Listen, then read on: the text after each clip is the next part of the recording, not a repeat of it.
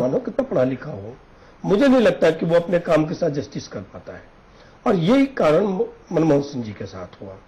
और हम मनमोहन सिंह की कार्यशैली पर हम अलग चर्चा करेंगे। बात हो रही है विदा की बेला में, जो रिटायरमेंट की जो एक नई परंपरा कांग्रेस कायम कर रही है, एक नया सूत्रपात कर रही है, एक नई जो परंपरा है जिसमें कि उनको रिटायर करके आप आराम कीजिए जाकर के नए मोतीलाल नेहरू मार्ग में मकान और सारी व्यवस्था दी जाए और नमस्कार कीजिए, ये कहीं से जायज लगता है आपको?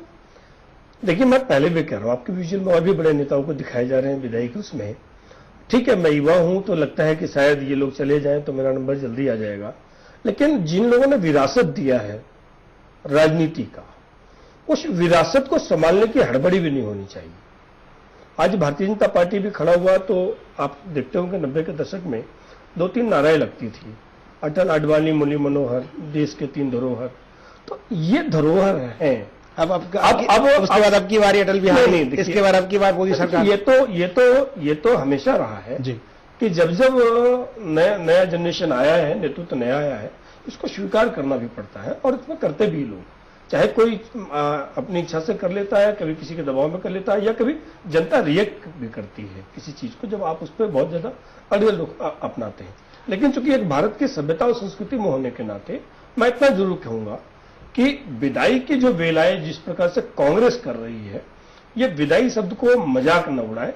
विदाई शब्द मुझे लगता है राजनीति में हम लोग इसको शायद दूसरे तरीके से लेते हैं कि शायद कुर्सियां खाली होंगी तो हमें मिलेगा, या ये विदाई हो गई, इसकी इंटरप्रिटेशन अलग हो सकते हैं। यूसुफ जी, ये बताइए कि जो विदाई की बात कही जा रही है, मैं एक एग्जांपल दिया उदाहरण के तौर पर कि मनमोहन सिंह के साथ ऐसा किया जा रहा है, और भी नेता कतार में है। क्या लगता नहीं है कि जो नई पीढ़ी को आने देना चाहिए और उनको आराम करना चाहिए, उनका मार्गदर्शन होना चाहिए भारतीय राजनीति में? नहीं, ये बात तो बिल्कुल सही है कि पुरानी पीढ़ी जब नई पीढ़ी के लिए स्पेस छोड़ेगी तभी नई पीढ़ी आगे बढ़ेगी, और जोश और तजुर्बा दोनों का एक मिक्स कॉम्बिनेशन ही इस देश को आगे ले जा सकता है पॉलिटिकल लीडरशिप के मामले में। जहां तक बात है, जो बात आपने कही कि साहब कांग्रेस कोई नई परंपरा डाल रही है, देखिए ऐसा पहली बार हो रहा है कि चुनाव से पहले कांग्रेस की तरफ से प्रधानमंत्री मनमोहन सिंह ने खुद कहा या उनसे कहवाया गया पार्टी अनुशासन के नाते, यही होता है, अनुशासन पार्टी का होता है। उन्होंने कहा कि अब मैं दोबारा या तीसरी बार प्रधानमंत्री नहीं बनना चाहता, मेरा समय हो गया है खत्म। तो अब सरकार नहीं, उन्होंने कहा नहीं, उनसे कहलवाया गया, मतलब जी कोई बात, मैंने कहा कि खुद कहलवाया जाता है। मैंने भाई अब आप ये देखिए, ये तो हर पार्टी में होता है, चुनाव नतीजे खत्म नहीं हुए, दौड़े दौड़े चले गए संगम शरणम गच्छामि राजनाथ सिंह को। लेकिन राहुल गांधी से कहलवाएगा जी, सुन लीजिए, नहीं राहुल गांधी से भी कहलवाया जाएगा, ऐसी बात नहीं है।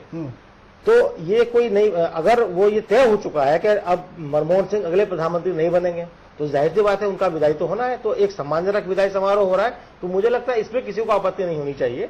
ये एक रस्म है, रस्म अदायगी है। लेकिन जो बीजेपी की तरफ से आपत्ति आ रही है, जो तंज किया जा रहा है, इसका कोई आधार नहीं है। आप याद कीजिए वो दिन 2003 का मामला है, चुनाव कोसों दूर थे और तब बीजेपी के अंदर चर्चा शुरू हो चुकी थी कि अगला चुनाव आडवाणी जी के नेतृत्व में लड़ा जाएगा। वाजपेयी विदेश में थे, वो आए, लौटे, उन्हें कहना पड़ा ना टायर्ड ना रिटायर्ड, और आडवाणी जी के नेतृत्व में विजय के प्रस्थान। वो कौन सी परंपरा थी? वो एक नई परंपरा की बात थी। इसी पर तो हमने इस बात को लिया कि अटल जी ने कहा, अटल जी अच्छे खासे व्यक्ति को जबरदस्ती रिटायर करने की बात कर रहे थे, नए नेतृत्व की बात कर रहे थे, तभी उन्होंने कहा। क्या वो सम्मानजनक एग्जिट था? वो एग्जिट सम्मानजनक था ही नहीं था, लेकिन आज की तारीख में 10 साल बीत गए हैं और इस बीच में एक नई नवेली पार्टी ने जन्म लिया है जिसे हम आम आदमी पार्टी के नाम से जानने लगे हैं। मात्र 2 वर्ष में इन्होंने एक क्रांति सी मचा दी है। अलका जी, आप ये बताइए कि आपकी पार्टी में उस उम्र के लोग तो नहीं हैं, लेकिन जो हैं उनसे हम कितना आशा कर सकते हैं? आप पूरी आशा उनसे कर सकते हैं, पर एक बात मैं कहना चाहूंगी, एक पैनलिस्ट ने बताया कि जोश और तजुर्बा जो है वो साथ साथ चलना चाहिए। मैं उनकी बात से बिल्कुल सहमत हूं कि जोश और तजुर्बा जो है वो साथ साथ चलना चाहिए, पर आज का रेशो क्या है? 20% जोश है और 80% तजुर्बा चल रहा है, और उस 20% में भी परिवारवाद जो है वो बहुत हावी है। अगर इसे 50 सीटर दिया जाए, हर दल में, कांग्रेस में ज्यादा, हर दल में है लेकिन कांग्रेस में ज्यादा, हर दल में, नेशनल पार्टी हर जगह नहीं, हर जगह। ये हिंदुस्तान की राजनीति, पार्लियामेंट, विधानसभाओं की बात कर रही हूँ। जिस भी पार्टी से चुन के वहां पर जो नेता पहुंच रहे हैं उनके रेशो की बात कर रही हूँ, मैं संगठन की बात नहीं कर रही हूँ। आप पार्लियामेंट उठाइए, आप विधानसभाओं को उठाइए, आप बहुत से नगर निगमों में मेयर को देखिए, आपको दिखेगा कि वहां पर जो है युवा लोग बहुत कम है और बुजुर्ग जो है 50, 60, 70। इसलिए मैं हमेशा पक्षधर रही हूं कि परिवार के युवाओं को तो आराम से एंट्री मिल जाता है कि पिताजी ने जब चाहा, मुरली देवड़ा जी ने कहा कि मुझे मंत्री नहीं रहना, मैं राज्यसभा से जाऊंगा, मेरा बेटा मेरी जगह लोकसभा लड़ेगा और वो मंत्री हो गए मिलिंद देवड़ा जी। तो इस तरह के बहुत उदाहरण हैं। बात यह कि आम युवा जो संघर्ष कर रहा है, बिल्कुल मैं खुद उसका प्रतिनिधित्व कर रही हूं और देश में वो संघर्ष कर रहा है इतने सालों बाद। मुझे लगता है कि जब तक ये बुजुर्ग नेता कुर्सियां खाली नहीं करेंगे तब तक उन युवाओं को चुनाव में लड़ने का, जीत कर आने का, देश की सीधे तौर पर विकास में जुड़ने का मौका नहीं मिलेगा। वो संगठन की राजनीति तक ही सीमित रह जाएंगे।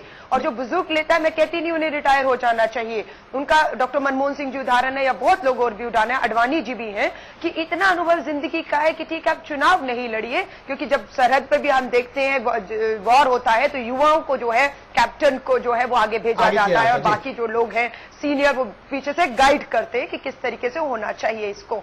तो वो एक मुझे लगता है मैं उस तरीके से इन सब चीजों को देखती हूँ। आपने एक बात कही कि उनको रिटायर हो जाना चाहिए एक उम्र।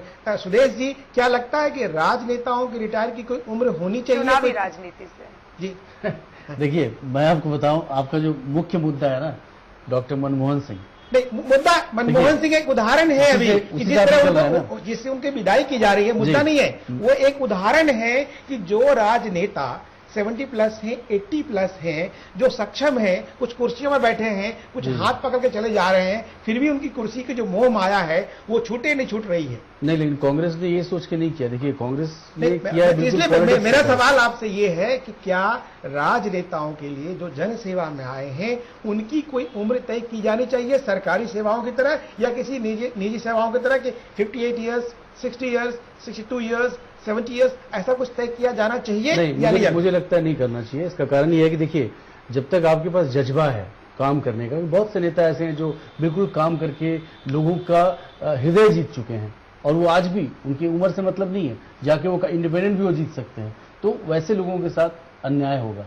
लेकिन एक्चुअली जब नेता की आप बात करते हैं, जैसे मनमोहन सिंह, मैं उस पर बोलना चाहता हूं कि डॉक्टर मनमोहन सिंह की जब आप बात करते हैं तो आप देखिए, मतलब ऐसी क्या जरूरत थी, मतलब बहुत बार प्रधानमंत्री हुए, ऐसा तो फेयरवेल कोई गवर्नमेंट को दिया नहीं जा रहा है।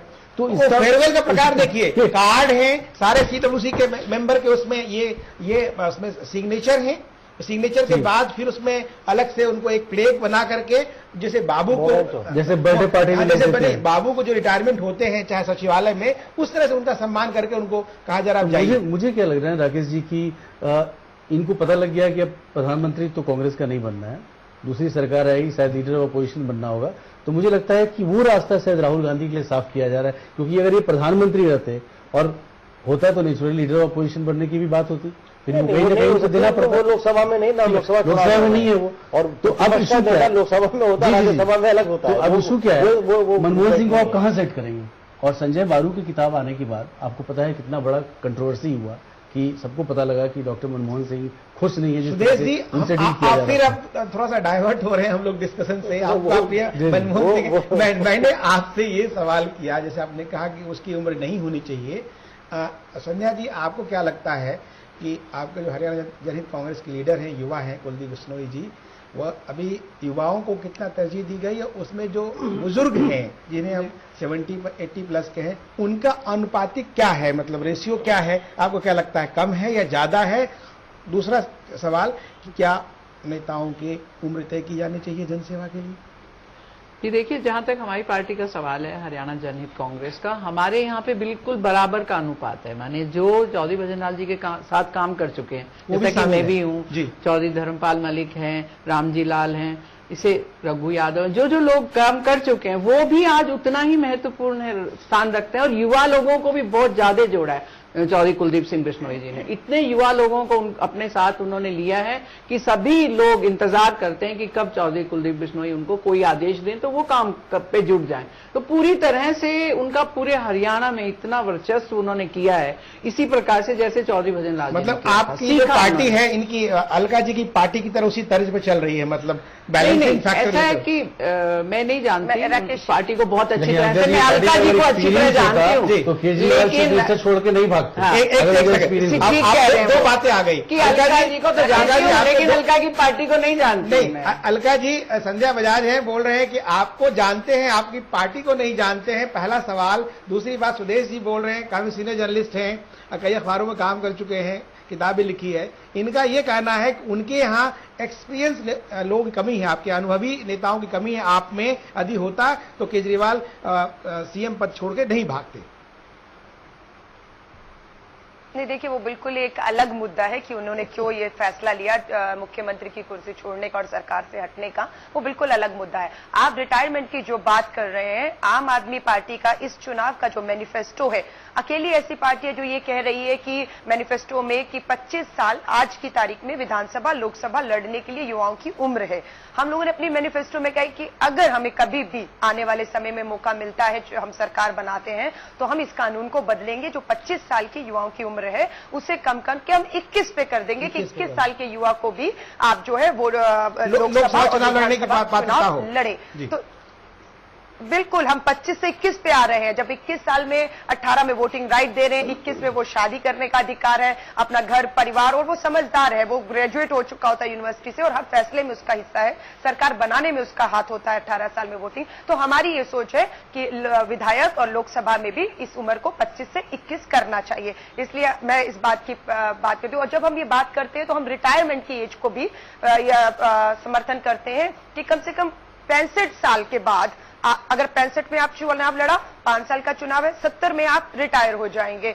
तो मैं सोचती हूँ 65 साल एक चुनाव लड़ने की उम्र सीमा तय होनी चाहिए, उसके बाद आप चुनाव नहीं लड़ सकते। लेकिन संगठन और संगठन और सरकार अलग राजनीति है। संगठन की राजनीति आप 80-90 जब तक आपकी जिंदगी है तब तक आप राजनीति में रहिए और संगठन में अपना अनुभव जो है वो देते रहिए। युवाओं को पीछे से आप पूरा अपने अनुभव का जो है वो फायदा देते रहिए, उन्हें मार्गदर्शन करते रहिए। लेकिन जहां तक चुनाव लड़ने की बात है, मैं इसमें बात कर रही हूँ कि इसमें रिटायरमेंट की एज के मैं खुद पक्षधर हूं, जिसकी चुनाव की लड़ने की सीमा लास्ट जो है वो 65 साल होनी चाहिए, ताकि 70 तक आदमी बहुत अच्छी तरह चुनावी राजनीति से बाहर होकर संगठन में पूरा अपना समय दे और युवाओं को जो है हिंदुस्तान की राजनीति में आगे आकर चुनाव लड़कर देश के विकास में हाथ बटाने का मौका मिले। अलका जी, आपने बहुत अच्छी बात कही कि आपने एक अपना विचार दिया कि 65 साल 65 इयर्स जो है चुनाव लड़ने की होनी चाहिए और जनसेवा जब तक करना चाहे तब तक।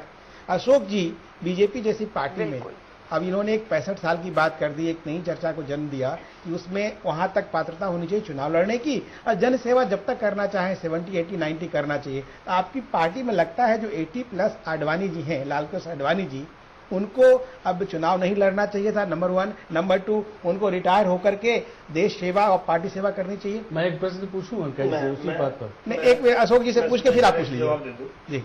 अभी चूंकि अलका जी ने घोषणा पत्र पर चर्चा की, जी, मैं आपकी बात का प्रश्न भी जी जी जी जी जी। उनको याद होना चाहिए जिस पार्टी की अभी ये सदस्य हैं, जिस पार्टी की रिप्रेजेंटेशन कर रही है टीवी पे, उस पार्टी ने दिल्ली के हर विधानसभा का अलग अलग घोषणा पत्र बनवाए थे और वो घोषणा पत्र पार्टी के फंड से नहीं हुआ था, वहां के जनता से पैसा लेके बनाए गए थे। अब उस क्षेत्र का विधायक के पास उस मतदाता जिन्होंने वोट दिया वो लेके जा रहे हैं।